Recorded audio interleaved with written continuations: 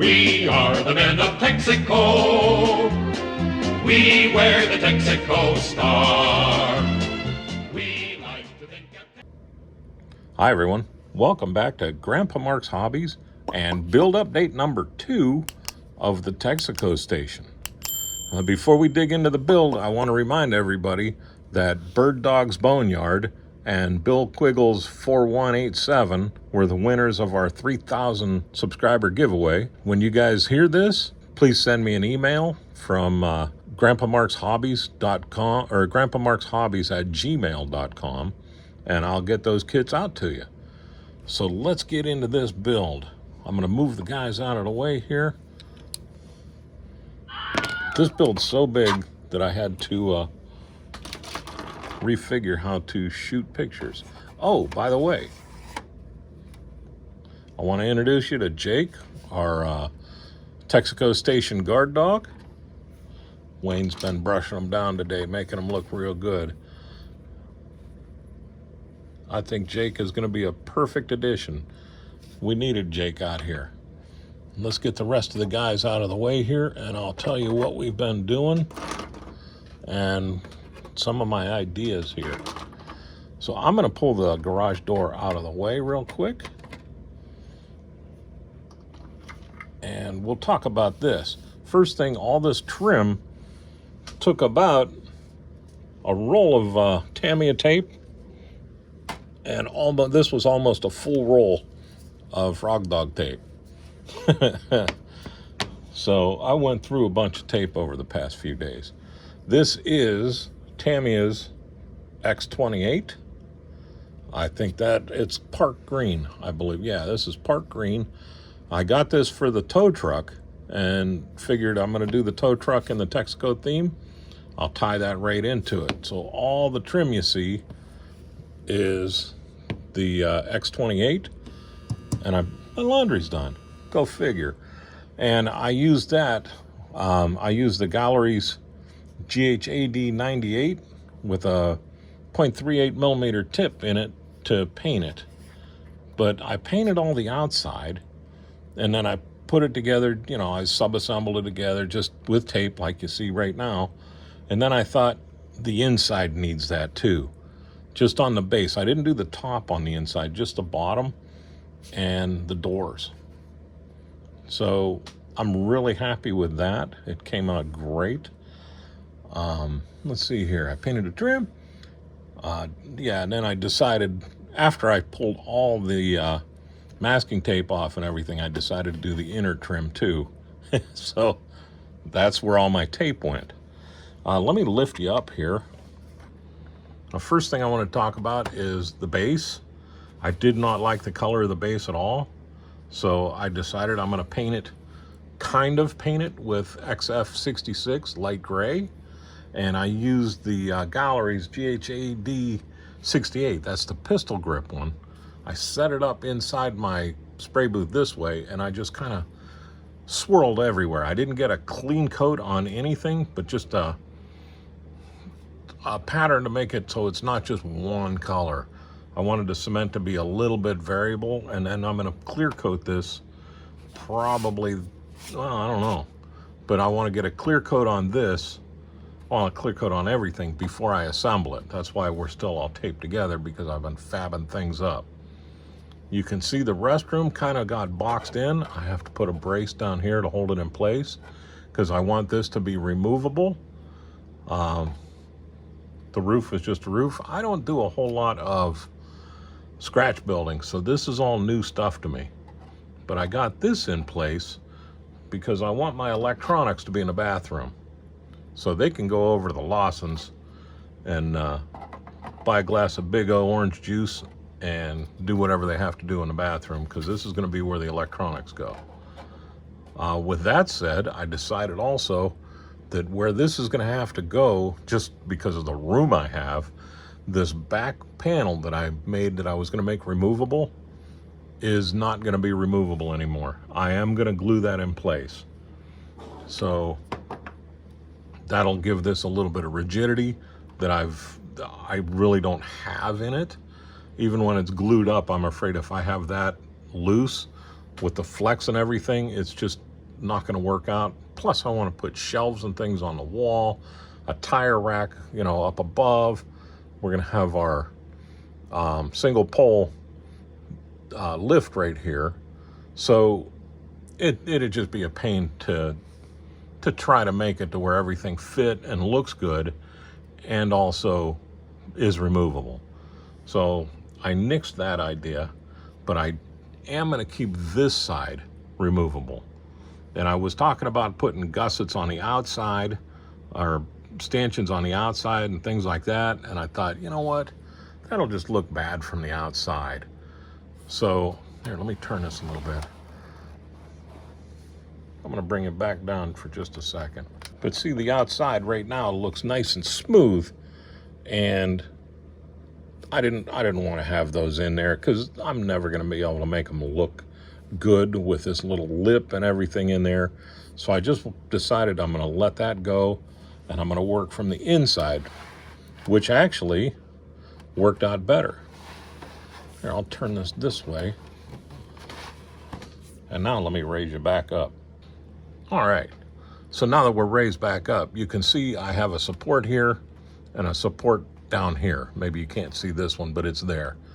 And what I did is I made it to where this will swing out and then I can lift it straight up out of the way and I'll still have a ton of room for the lift right here. And the lift's gonna be loose, so I'll make it to where if I have to, I can turn it just a smidge for this to fit. But this will come out and that'll open that whole side panel up for me to take pictures from the outside of cars on the inside. And I'll tell you what, yesterday I was just messing around and I think when I get a car on the inside here, on the lift or not on the lift, with the lift underneath it, and the guy's working on it and all that, this is gonna look really, really cool. I mean, talk about some photo opportunities. I can have that there. I got enough room over here that I can put a chassis or something like that and have the guys working on that with a car up on the lift getting welded on or whatever. But that's what we did there, and that's why I wanted that to be removable like that. So if you look close, and I'm not sure if you can see them or not, but I got 4 little tiny magnets. And all I did was I drilled a hole in these open stanchions here. And I squared them out and I put round magnets in there and glued them into this. Then I put a fourth magnet on here actually. And so it was sticking out proud. And I put it up in place with the super glue on there and glued that in place. Then I came back and I took that little magnet out. So there's a magnet inside and a magnet there. And what that did is made it to where it'll pull right into place nice and tight. So that's that. Worked out really, really well. And it's easy, like I said, it's easy to pull this out of here. Pull one side out, pull it out, and this whole thing will come out. Just like that, and then I can get in here and do stuff. And then you know, a lot of people are gonna think, well, you just lost a whole wall worth of cool stuff you can do there. But I didn't, because I can still put things on this, but whatever I put on here will just have to be glued to it. So I'll have to think ahead on that. And once we get the lift in place, then we'll know what we can get away with the walls. So what I want to do next is I want to get all of this clear coated, you know, the base, the sides, the trim, and all that. I want to get clear coated. I want to paint the inside of the trim in here.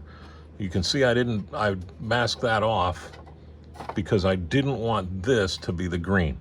I am going to do this with the same color as I did the garage door, the flat aluminum. Just to kind of tie everything in. These would have been the old single pane windows in here anyhow. So when you're looking through this way, you'll see that aluminum trim here, and then they just painted it on the outside. you know, just to make it look spiffy on the outside. The glass has to go in everywhere. I will do that before I assemble this. But there's a lot of things. This doesn't really just fall together. There's a lot of things that had to be done to get it to where it fit as good as it does right now. So it does fit well, but you have to tweak it a little bit because I'm adding, you know, this was made to not have these. So I had to tweak it quite a bit just to get it to where all these panels fit in, because this is, you know, it wants to move and warp, and if the panels aren't there, you'd never see it, not one bit. But now that I added the wall panels, it shows up. So it's just one of those things I'll have to mess with. And once I get these panels in, this will be a lot stronger too, because I'm tying the bottom section with the top section. And right now, these corner joints want to just fall away. You can see I got the tape in them. Even though this is locked in tight in the base, the top is really flimsy this way. So this will help, you know, getting these glued together will for sure help. But getting these panels on the back and getting this front glued in right here. See, this is a separate piece. This piece from this piece, and then this piece goes across the top, which will be outstanding because when I go to do my decals on here, the Texaco decals, it'll be a lot easier to work on, because what I'll do is I'll lay everything out where I want the Texaco to go, because there's also decals that go here for the oil, and then, you know, the window's going to be there, and we got to get Grandpa Mark on here somewhere, because this is going to be my filling station. So even though it's a Texaco station, I wanted to have Grandpa Mark's on there. The other thing I did is, you see these two, or maybe you don't, but there's two pencil lines coming off right here in the front. And what I want to do is, before I clear coat this, I want to mask this off one more time, and I want to paint yellow diagonal stripes in here going this way, just because this is going to be where everybody drives in. So I want to do that. I got to figure out how to do an air hose hookup right here. I think what I'll do is I'll take an old rim and slice it in half and just loop some solder on there or something to represent an air hose, so people can drive up here and fill up with air. Don't forget, this is going to have two gas pumps out front here too. So this thing's huge, you know. Let me back you up just a little bit. This is how big, well, really, I want to come out even farther. I want this to come out about that far, because the gas pumps are going to be out here, and I want to have a car in the front or up close so I can drive in between, and I want to have one out here. So you can see the base is getting pretty big. And I also want to go this way with it, off to this side, far enough to where I can park cars where they'd be able to park and pull in this way. So now we're getting pretty big. Plus we got the Texaco Station sign that's going to come up over here. So I got to come out farther on this side. So by the time we're all said and done, it's going to probably be 24 by 17. You know, the whole base, favoring this side. So the shop will be on this side, and then I'll have a parking lot over here. Because if you're, you know, I'm looking at it on this mat, if I come this way, I should have enough room for a couple of cars to park here. I'll have room for the gas pump here, and then the Texaco sign, because it's going to get lit, is going to go somewhere around here. I also want to have two angled brackets coming off of the front here with the American flag on them. You know, just, I have to have that. But this is where we're going right now with it, and I think it's going to work out pretty good. So I got a couple of days left of just prepping and getting things cleared. Then I can get the windows in, and then I can start gluing this together. And I want to get this glued together, and I want to get this in I will put a piece coming up the wall here, but I want to get this in and geez, and tight so that I can start figuring out where other things are going to fit. But wiring is going to come later. I'll have this all glued up and solid, glued into the base, all glued up, because a lot of this wiring is going to go through underneath. Even though it's going to look like it comes off the wall, it's going to go from underneath, just because that'll be easier. I will run conduit and things across the back wall. I'll run fake conduit across this wall. You know, stuff like that, just for looks, because we're going to have an air compressor. I want a weld station in here. We got a pop machine coming that it's going to go in here. So there's a lot of stuff, plus the lift. And, you know, the controls will be on the wall for the lift, so you can raise it and lower it. So there's a lot of stuff going on. We'll have a desk right here. We'll have a workbench. The workbench will probably be where the welder is set up too. But I have some green film that I got for like 60 cents at Hobby Lobby. And this is the green film. I use this for masking my ship haul windows. But what I'm going to do with that is I'm going to take that and I'm going to cut and build a little framework and make a like a weld, one of those weld curtains that'll come out and over. And I'll have a guy back there welding, and then I'll set up with the Arduinos that I'm going to have running inside here. I'll have it set up to where with a remote control I can turn the welder on and have the, you know, the lights flickering to look like a welder in there. With that being said, I have an old remote control in here that still works. It's seen better days, but it still works. I'll need to clean it off because it's just filthy. But I found this was going to get thrown away. I put a battery in there and pushed the button on a black and white camera, and you could see it flashing.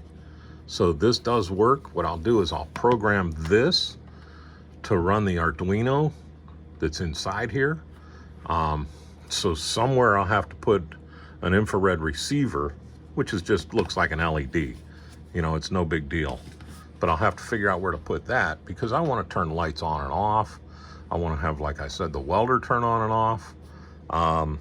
Depending on how thick I can make this base, I have some other ideas too. So we'll see. That's down the way. I was thinking about making this raise and lower, but that's out. That's just going to be too cumbersome to make it work.